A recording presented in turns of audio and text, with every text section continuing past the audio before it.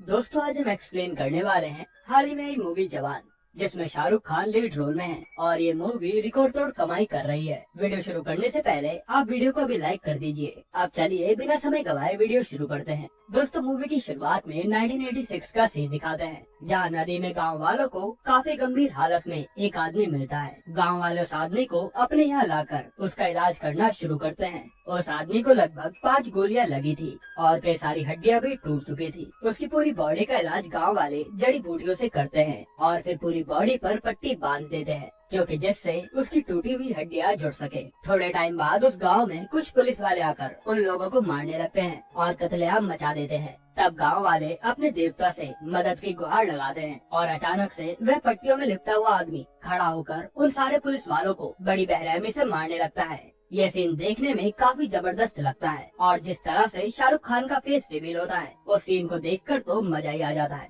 अब गांव वालों को उनका मसीहा मिल जाता है, पर वह आदमी अपनी याददाश्त भूल गया था। तब एक बच्चा आकर उस आदमी का हाथ पकड़कर बोलता है कि मैं जब बड़ा हो जाऊंगा तो जरूर पता लगाऊंगा कि आप कौन हैं। अब मूवी में 30 साल के बाद का सीन दिखाते हैं, जहाँ एक मेट्रो में 376 लोग सफर कर रहे थे। जैसे ही मेट्रो ट्रेन टनल में घुसती है, उन पैसेंजर्स में से 6 लड़कियाँ पूरी मेट्रो को हाईजैक कर लेती हैं और सभी लोगों को बंधक बना लेती हैं। अगले सीन में हमें उन लड़कियों के बॉस को दिखाते हैं, जो मेट्रो में ही बैठकर पूरी मेट्रो को कंट्रोल करता है। तभी उस मेट्रो में एक पुलिस वाला भी था, जो कि उनके बॉस यानी चीफ के ऊपर हमला करने की कोशिश करता है। पर उन लड़कियों का चीफ उस पुलिस वाले को मजा चखाकर उसे अपना गेटअप पहनाकर बांध देता है। अब चीफ पुलिस कंट्रोल रूम में फोन कर उनसे नेगोशिएशन करना शुरू करता है। तब नर्मदा नाम की ऑफिसर चीफ से बात करती है। चीफ नर्मदा को 5 मिनट के अंदर वहाँ पर एग्रीकल्चर मिनिस्टर को बुलाने को कहता है, नहीं तो वह ट्रेन के सभी लोगों को जान से मार देगा। और चीफ कहता है कि वह अपनी सारी डिमांड एग्रीकल्चर मिनिस्टर के सामने ही रखेगा। तब नर्मदा फटाफट एग्रीकल्चर मिनिस्टर को बुला लेती है।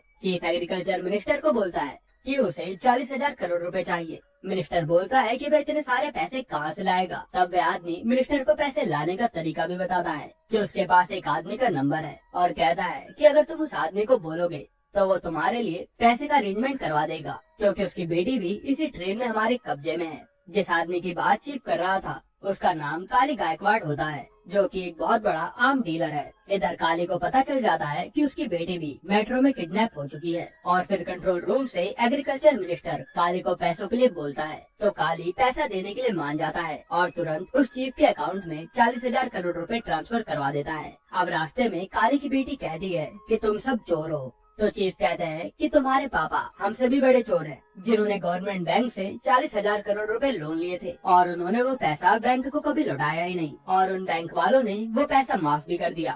वहीं अगर एक गरीब इंसान 40,000 रुपए न लौटा पाए तो बैंक उसका जीना हराम कर देती है। और फिर चीफ उनके ग्रुप की कल्कि नाम की लड़की की स्टोरी बताते हैं कि कल्कि के पापा ने बैंक से लोन लिया था, पर वह बैंक के लोन को चुकाने में असमर्थ थे, जिससे बैंक वाले कल्कि के परिवार को धमकाकर परेशान करने लगे। तब कल्कि के पापा को एक पोस्टर दिखा, जिसमें लिखा था कि मरने वाले किसान के परिवार को 2 लाख रुपए मुआवजा मिलेगा। इसके बाद कल्कि के पापा को कुछ नहीं सूझा और उन्होंने खुद को फांसी लगा ली, ताकि मुआवजे के पैसे से वह लोन पूरा हो जाए। और कल्कि अपने पापा की बॉडी को पेड़ पर लटका हुआ देखकर टूट जाती है। उसके बाद बैंक वाले तब भी आकर अपना पैसा मांगते हैं और गुस्से में आकर कल्कि एक बैंक वाले का सर ही फाड़ देती है। इससे कल्कि को जेल जाना पड़ता है। आगे हमें दिखाते हैं कि नर्मदा अपने पुलिस फोर्स के साथ अगले स्टेशन में चीफ को पकड़ने के लिए पूरी तरह से तैयार है। इधर मेट्रो के सभी लोग कल्कि की स्टोरी सुनकर चीफ के साथ हो जाते हैं और सारे ही लोग चीफ का मास्क लगाकर मेट्रो से निकलकर भागते हैं।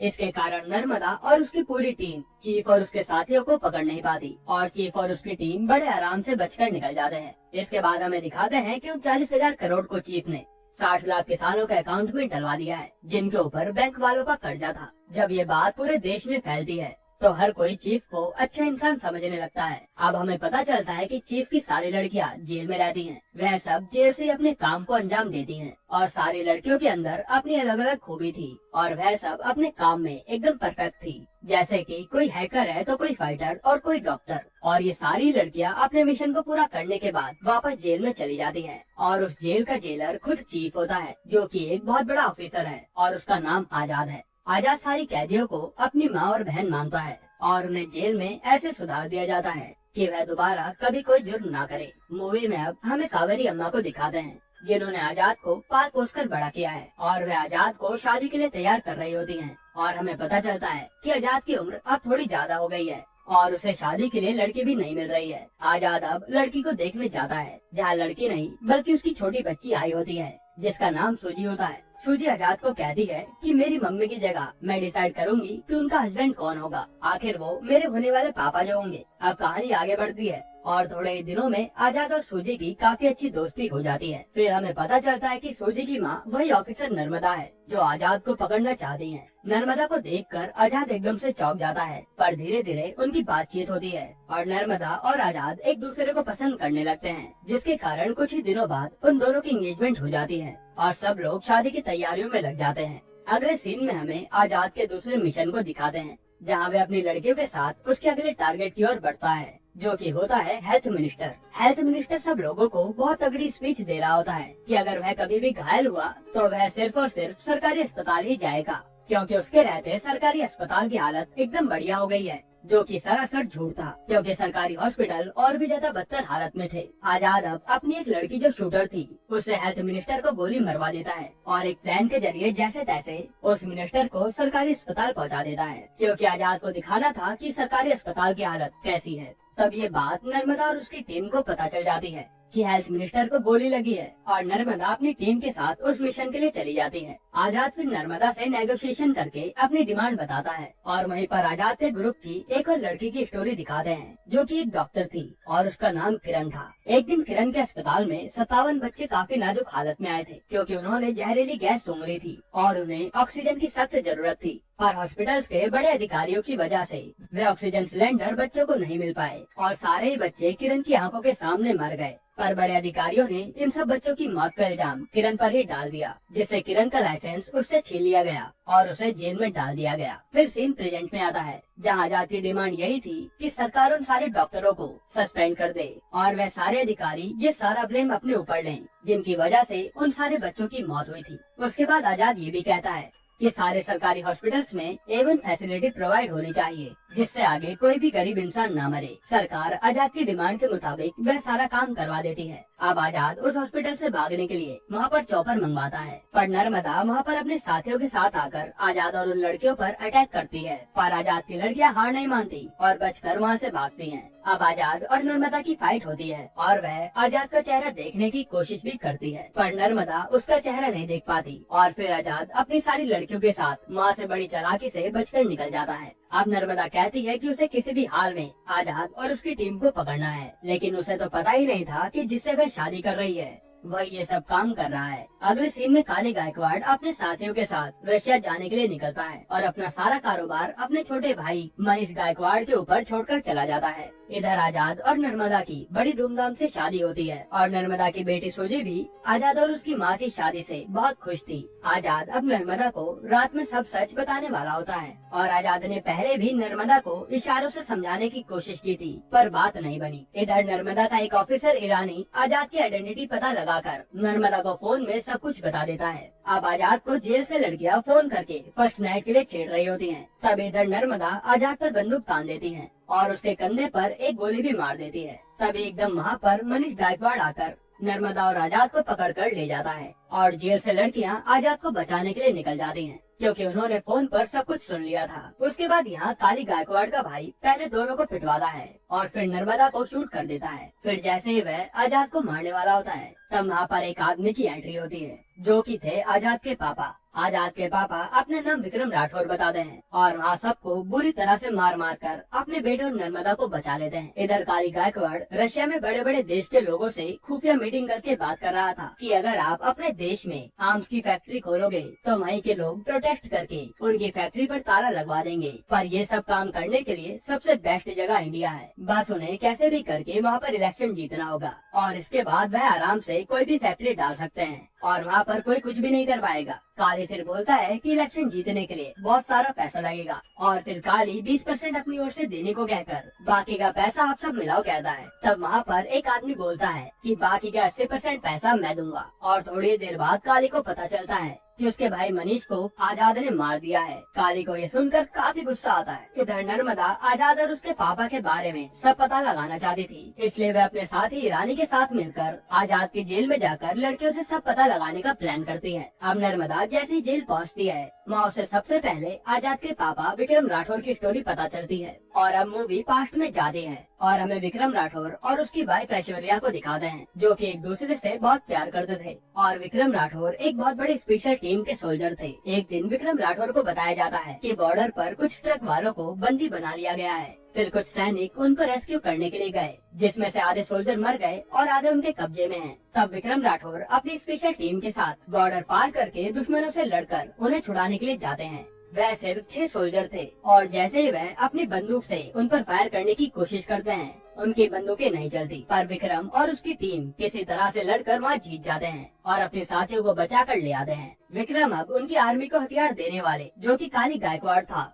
उससे आर्मी का कॉन्ट्रैक्ट कैंसिल करवा देता है और उसको बैन भी करवा देता है। इससे काली गायकवाड़ को काफी गुस्सा आता है और वो एक रात उन पर हमला कर देता है और विक्रम राठौर को पकड़कर अपने साथ ले जाता है। वहीं कुछ पुलिस वालों को पैसा देकर विक्रम राठौर देशद्रोही है ये साबित करने को कहता है। जैसे पुलिस वाले विक्रम राठौर को गद्दार कहते हैं, ऐश्वर्या उन दोनों पुलिस वालों को ही मारकर चली जाती है और बाद में उसे पुलिस पकड़ लेती है। यहाँ पर काली विक्रम राठौर को एरोप्लेन में ले जाकर उसको गोलियां मारकर हवा में फेंक देता है और काली को लगा था कि विक्रम राठौर मर गया। और इसी के बाद का सीन हमें मूवी की स्टार्टिंग में दिखाया गया था। काली ने फिर अपने कॉन्टेक्ट की मदद से विक्रम राठौर को देशद्रोही साबित करवा दिया और उसकी वाइफ को विक्रम राठौर का साथ देने के इल्जाम में फंसा दिया। फिर थोड़े ही टाइम बाद जैसे ऐश्वर्या को फांसी देने का समय आता है, तब ऐश्वर्या एकदम से बेहोश हो जाती है और फिर पता चलता है कि वह मां बनने वाली है। कानून के अनुसार किसी भी प्रेग्नेंट औरत को फांसी नहीं देते जब तक उसका बच्चा 5 साल का नहीं हो जाता। अब जैसे ऐश्वर्या का बच्चा होता है, ऐश्वर्या उस बच्चे का नाम आजाद रखती है और जेल की सारी औरतें आजाद का काफी ध्यान रखती हैं। अब 5 साल बीतने के बाद आजाद की मां को फांसी दे दी जाती है और इसके बाद कहानी अब प्रेजेंट में आती है और वह पुलिस वाला जो कि मेट्रो में आजाद से मिला था, वह वही लड़का होता है जिसने विक्रम राठौर से वादा किया था कि वह पता लगा कर रहेगा कि आप कौन हैं। उस पुलिस वाले ने विक्रम राठौर की टीम के 6 आदमी को भी ढूंढ लिया था, पर विक्रम राठौर की याददाश्त अभी भी नहीं आई थी। अब आजाद अपने पिता से मिलकर बहुत खुश होता है। फिर विक्रम के साथी बताते हैं कि विक्रम अपनी लाइफ के बारे में सब कुछ भूल गया है, पर उसकी सारी स्किल्स वह नहीं भूला। इधर जेल में आजाद के पापा की स्टोरी सुनने के बाद नर्मदा काफी इमोशनल हो जाती है और फिर वह उनका साथ देने के लिए कहती है। पर ईरानी जो नर्मदा के साथ काम करता था, वह नर्मदा और उन लड़कियों को जेल से निकालकर उन्हें खूब मारता है। तब हमें पता चलता है कि वह भी काली का ही आदमी होता है और वह नर्मदा की सारी बातें काली को रिपोर्ट करता था। जैसे ही रानी उन सबको मारने वाला होता है, वहाँ पर विक्रम राठौर आजाद के साथ आकर सबको बचा लेता है और लड़ाई के दौरान आजाद की एक लड़की लक्ष्मी को ईरानी से गोली लग जाती है, जिससे वह मर जाती है। आजाद अब अपनी टीम के साथ प्लान करता है कि काली का बहुत सारा पैसा कंटेनर में आ रहा है, जिसे खिलाकर वो इलेक्शन जीतने की कोशिश करेगा और आजाद को किसी भी हाल में उन पैसों को अपने कब्जे में लेना था। आजाद अब अपनी टीम को लेकर काली गायकवाड़ के पैसों से भरे ट्रक लूटने लगता है, पर आजाद और उसकी टीम उन लोगों को संभाल नहीं पाती। तब वहाँ पर बाइक से विक्रम राठौर और उसकी टीम की एंट्री होती है, जो कि एकदम सॉलिड एंट्री थी। तब आजाद के पापा उसे बोलते हैं कि तुम कंटेनर को संभालो, बाकी के सारे लोगों को वह और उसकी टीम संभाल लेंगे। इसके बाद आजाद उन पैसे के कंटेनर को लेकर वहाँ से चला जाता है, पर विक्रम राठौर उन सब लोगों को ज्यादा देर तक नहीं संभाल पाता और काली के आदमी विक्रम और उसकी टीम को अपने कब्जे में ले लेते हैं। काली अब विक्रम राठौर को बुरी तरह से टॉर्चर कर रहा होता है। तब टीवी पर न्यूज आती है कि आजाद ने जेल की सारी लड़कियों को बंधक बना लिया है और अगर उसकी डिमांड पूरी नहीं की गई तो वह जेल की सारी लड़कियों को जान से मार देगा। ये सब आजाद का प्लान था, क्योंकि जेल भी तो उसी का था। काली गायकवाड़ जैसे आजाद को टीवी पर देखता है, वह चौंक जाता है, क्योंकि उसे लगा था कि उसने आजाद को तो पकड़ रखा है और काली को इन बाप और बेटे की जोड़ी के बारे में कुछ भी खबर नहीं थी। उसके बाद अब आजाद से नेगोशिएशन करने आता है सीनियर ऑफिसर माधवन, जिसका रोल संजय दत्त ने निभाया है। माधवन अपने 100 सोल्जर को आजाद को पकड़ने भेजता है, पर उन्हें नहीं पता था कि उनके सामने आजाद की 6000 गर्ल्स बंदूक लेकर खड़ी होंगी। थोड़ी देर बाद आजाद बोलता है कि इस बार हुए इलेक्शन की वोटिंग मशीन भी आजाद के कब्जे में है और अगर उसकी डिमांड मानी जाएगी तभी वह उन मशीन्स को वापस करेगा। अब आजाद अपनी डिमांड बताता है कि इंडिया के अंदर 253 ऐसी फैक्ट्री हैं जो कि हवा, पानी और सारे एटमॉस्फेयर को दूषित कर रही हैं। उन पर बैन लगा दिया जाए, जिसमें से आधी से ज्यादा फैक्ट्री